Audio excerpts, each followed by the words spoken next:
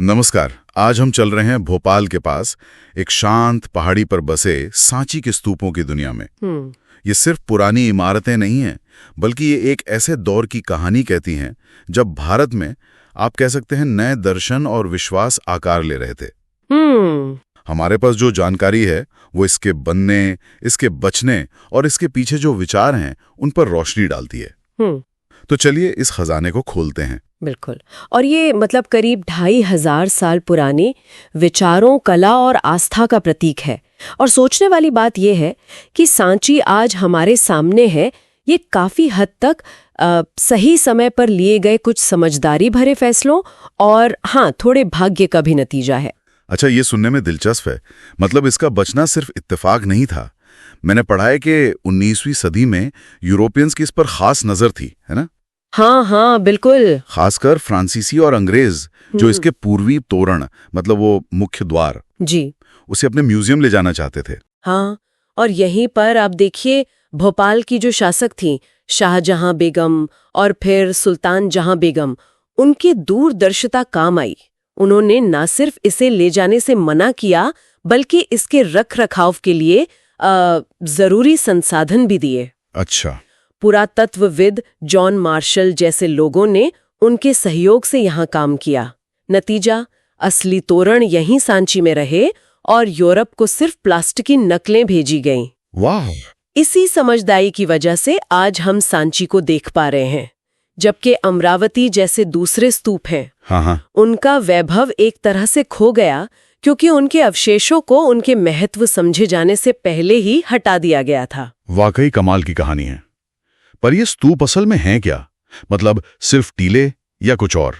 इन्हें बनाया क्यों गया था? देखिए, स्तूप, जिसका संस्कृत में मतलब होता है ढेर, वो शुरुआत में बुद्ध या फिर दूसरे जो पवित्र लोग थे उनके अवशेष मतलब? जैसे उनके शरीर के हिस्से या उनके इस्तेमाल की हुई चीजें, उनको रखने के लिए बनाए गए पवित्र टीले थे एक तरह से। अशोकावदान जैसे बौद्ध ग्रंथ है ना, जो सम्राट अशोक के कामों का ब्यौरा देते हैं। हाँ। वो बताते हैं कि अशोक ने बुद्ध के अवशेषों को कई शहरों में बंटवाया और उन पर स्तूप बनवाने का आदेश दिया।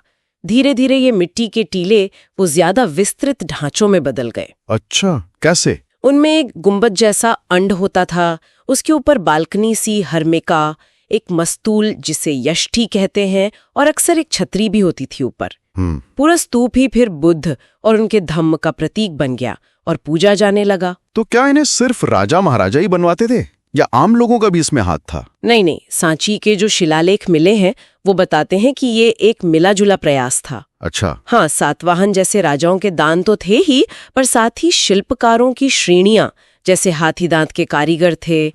जस बात ये है कि ये दान देने वाले अक्सर अपना नाम, अपना पेशा और कभी-कभी अपने रिश्तेदारों का नाम भी लिखवाते थे। अच्छा, तो ये दिखाता है कि ये सिर्फ शाही नहीं बल्कि एक सामुदायिक प्रोजेक्ट था। बिल्कुल, बिल्कुल। ये सब उस जमाने में हो रहा था जब दुनिया भर में बड़े बदलाव आ रहे थे, नए नए विचार जन्म ले रहे थे। भारत में भी बुद्ध और महावीर जैसे चिंतक थे, है ना? उस समय का माहौल कैसा रहा होगा? मतलब बौद्धिक माहौल। वो सचमुच एक, क्या कहते हैं, बौद्धिक मंथन का दौर था, गजब का दौर था। नए शहर बस रहे थे, समाज और अर्थव्यवस्था बदल रही थी। पुरानी वैदिक परंपराएं थीं जिनमें यज्ञों पर जोर था, वो तो थी ही, पर साथ ही उपनिषदों जैसे ग्रंथों में जीवन का मतलब क्या है, पुनर्जन्म, कर्म, इन सब सवालों पर गहरी चर्चाएं हो रही थीं। बहुत ग्रंथ तो आप सोचिए 64 अलग अलग विचारधाराओं या संप्रदायों का जिक्र करते हैं। 64। हाँ, बुद्ध और महावीर जैसे शिक्षक घूम घूम कर बहस करते थे।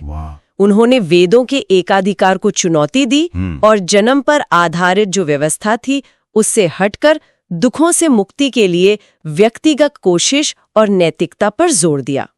व्यक्तिगत कोशिश।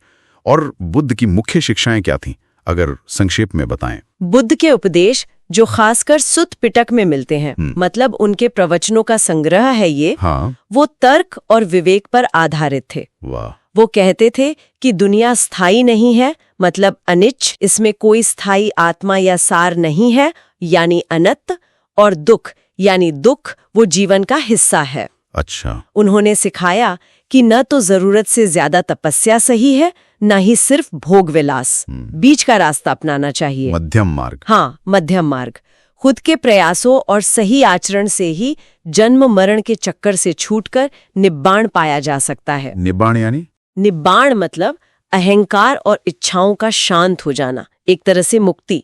उन्होंने भिक्षुओं और भिक्षुणियों का एक संघ भी बनाया जहां जात पात का कोई भेद नहीं था, सब समान थे। और उनकी आखिरी सीख थी, अपना दीपक खुद बनो। क्या ये सब विचार, ये शिक्षाएं सांची की मूर्तियों में भी दिखते हैं? हाँ, बिल्कुल दिखते हैं। शुरू की जो कला है उसमें बुद्ध को सीधे इंसान के रूप में नहीं दिखाया गया है। अच्छा। बल्कि प्रतीकों से दर्शाया गया है। जैसे खाली सिंहासन है, वो उनके ध्यान को दिखाता है। स्तूप उनके महापरिनिर्वाण यानी अंतिम मुक्ति का प्रतीक है। और चक्र जो है वो उनके पहले उपदेश का प्रतीक है, जिसे धर्म चक्र प्रवर्तन कहते हैं, मतलब धर्म के पहिए को गति देना। तो इन प्रतीकों को समझने के लिए बौद्ध कहानियों की जानकारी जरूरी है? हाँ, बिल्कुल। उनके बिना समझना मुश्किल है। और साथ ही सांची में आपको शालाभंजिका जैसी मूर्तियां भी मिलेंगी। शालाभंजिका? हाँ, वो पेड़ को छूकर फल खिलाने वाली स्त्री की मूर्ति, या गजलक्ष्मी मतलब हाथियों से अभिषेक पाती हुई देवी। ये शायद दिखाती हैं कि बौद्ध धर्म अपनाने वाले जो लोग थे, उनकी पुरानी या दूसरी जो आस्थाएं थीं, वो भी कहीं ना कहीं इसमें घुल मिल गई थीं। ये तो बहुत दिलचस्प है। तो सांची से पत्थर और नक्काशी नहीं है, बल्कि आस्था, इतिहास, कला और समुदाय की एक, आप कह सकते हैं, जीती जागती कहानी है, जिसे कई परतों में समझना पड़ता है। सही कहा, बिल्कुल। और ये हमें इस सवाल पर सोचने को मजबूर करता है कि जब हम इन हजारों साल पुरानी कलाकृतियों को देखते हैं, तो क्या हम वाकई उनके बनाने वालों के इरादों को, उनकी दुनिया को, उनके नजरिए को पूरी तरह समझ पाते हैं? अतीत की इन खिड़कियों से हम कितना देख सकते हैं, कितना समझ सकते हैं, ये हमेशा एक दिलचस्प पहेली बनी रहेगी।